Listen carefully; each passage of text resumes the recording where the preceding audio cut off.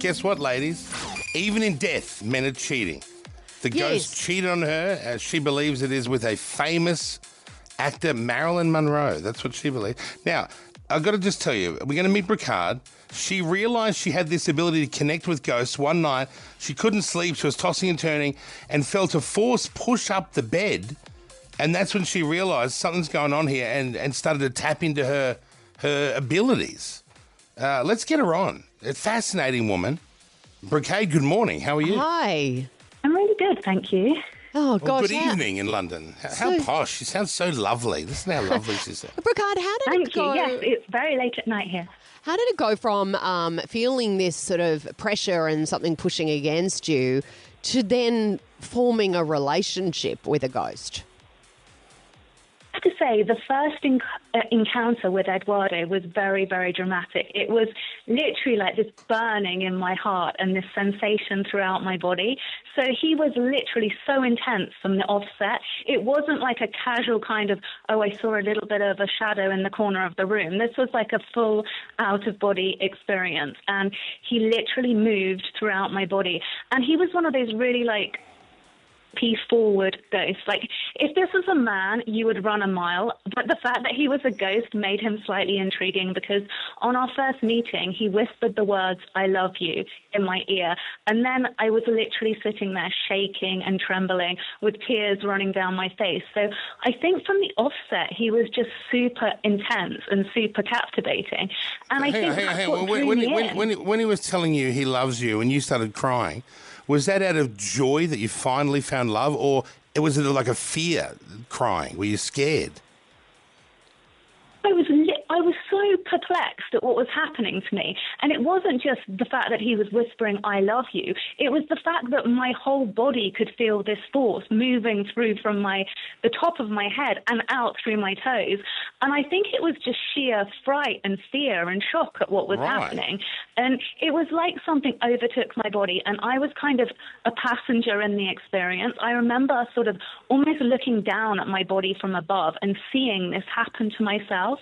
And it was just something that I find so hard to describe, even to this day, because it was so, so impacting and so dramatic. And people say, oh, how do you have that relationship with a ghost? Well, in many ways, having a relationship with a ghost is exactly the same as having a relationship with a man. I mean, he was so temperamental, so unreliable. The only thing is, you were mentioning, oh, yeah, he was a cheat. He ran off with Marilyn Monroe, but you couldn't catch him on a kiss cam. He was that kind of ghost. I mean, he could get away with it because no one else could see what he was doing. When you say he's unreliable, in what way? Well, he's not there, I suppose. I was going to say, like, how often did he come back to give you these visits?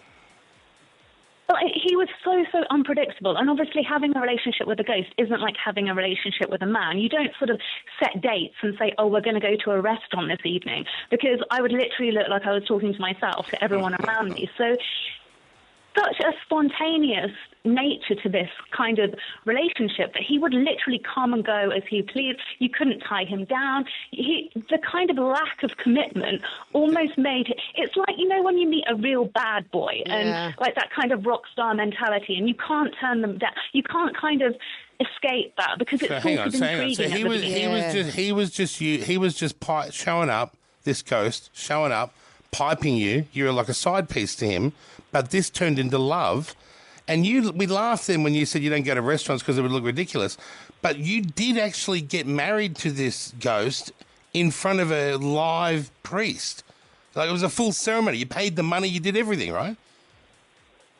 We had a proper wedding ceremony. I walked down the aisle, like I made my own wedding dress. Yeah, I kind of went full on through the motions. But I think that I do feel that I didn't have a choice in that encounter, because I didn't propose to the ghost. And this is what makes it so weird, because he ran off and he was unpredictable and he was a terrible husband, but he was the one who put a ring on my pillow in the dead of night. He was the one who wanted to get married. So it just goes to show you cannot predict these kind of supernatural forces. So you woke up to a ring on your pillow. Like a real ring. No, this was a real antique diamond. Well, it wasn't a diamond. It was a real antique ring, like a setting in stone with little kind of small stones around the edge.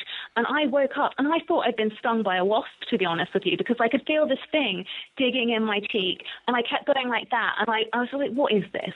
And when you're half asleep and you just sort of brush these things off. And then I woke up and I looked down and I realized that there was an actual ring on my pillow.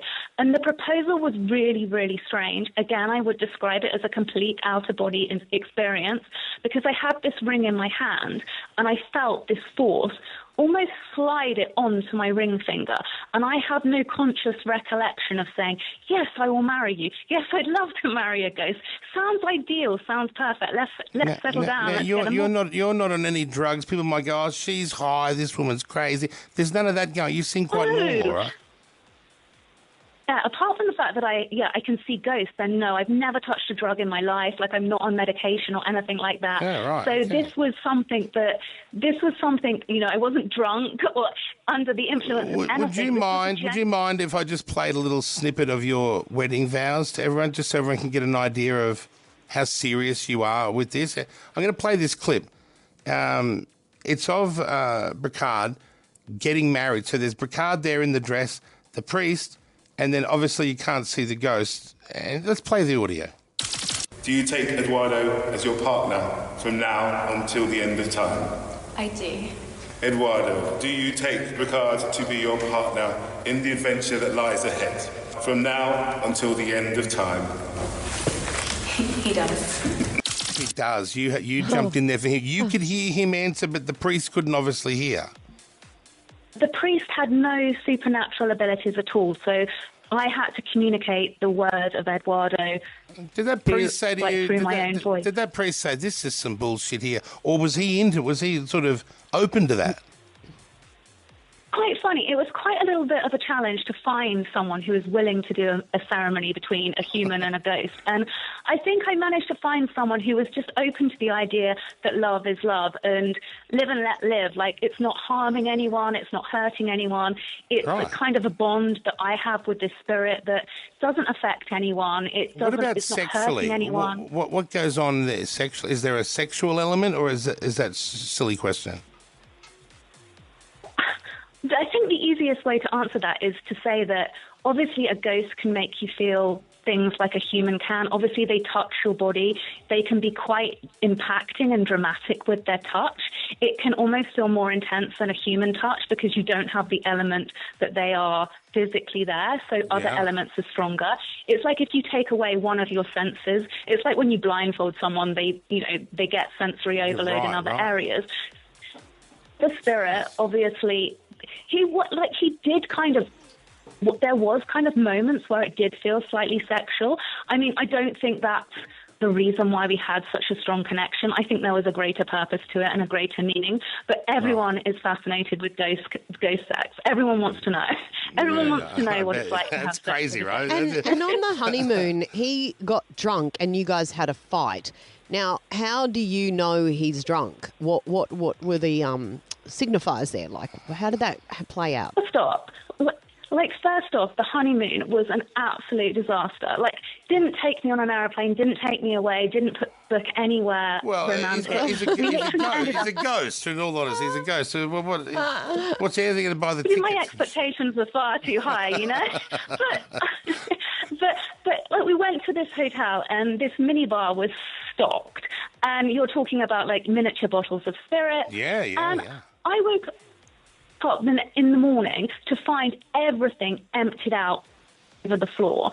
And it was just at that point where I just thought, well, you are literally just trying to cause me drama. Have you contemplated, I don't mean to be rude at all, but have you contemplated that you might be, like, have a split personality and you're the one drinking the alcohol and leaving on the floor and then you wake up as the other personality, you've got no understanding? Could that be possible, or are you like, nah, I'm all good. This is really happening. No. So many people have these spiritual encounters, and you can't dismiss them all as being crazy. Like, there's so many people who sense and have relationships with ghosts, and when you kind of describe that kind of paranormal activity, then it kind of manifests itself in different ways. Like, you hear so many cases of, like, poltergeist-style activity where things are flying across the room. So you have to that ghosts can sort of move objects and trash rooms and do things like that. And there are elements to communication with spirit that is unpredictable. And Would you so I suggest don't Jackie, know why the girl I work with, Jackie, gorgeous girl, been married multiple times, very wealthy, does well, just a nice girl, right? Can't get a root or a bloke to save her life, and she's beautiful. So should she start dating maybe the ghosts?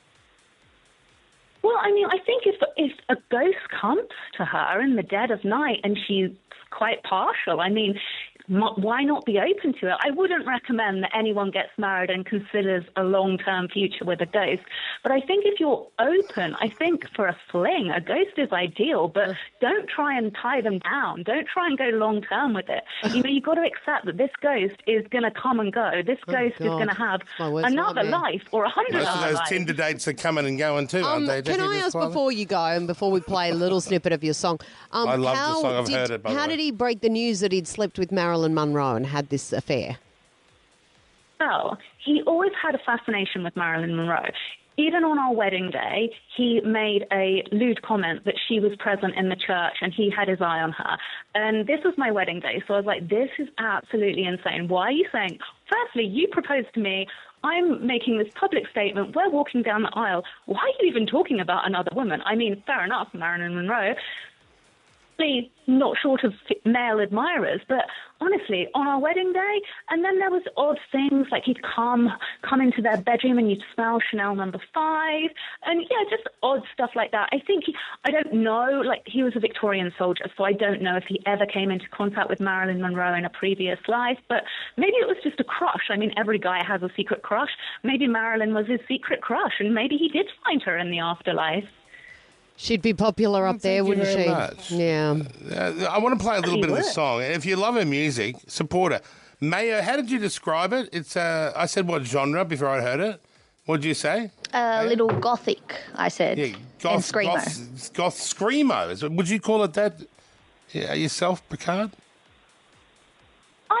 It's kind of like metal. It's quite orchestral in some places. Yeah, it's storytelling to music, I guess, in the simplest form. But yeah, it goes quite heavy in places. It's quite intense. We'll get a little snap into your brain now. We're going to play a bit of your music. This comes out of the soul, this music. And if you want to check it out, you can head to brocarde.com. All the details, music. Nice to chat. Fascinating. I'd talk to you for an hour, but we got limited time. But thanks for coming on. Thanks, Brocarde. Here's that Thank song, you for everyone. having me. You're welcome. Here's a snippet. Check this out. Wow. Wakey, wakey.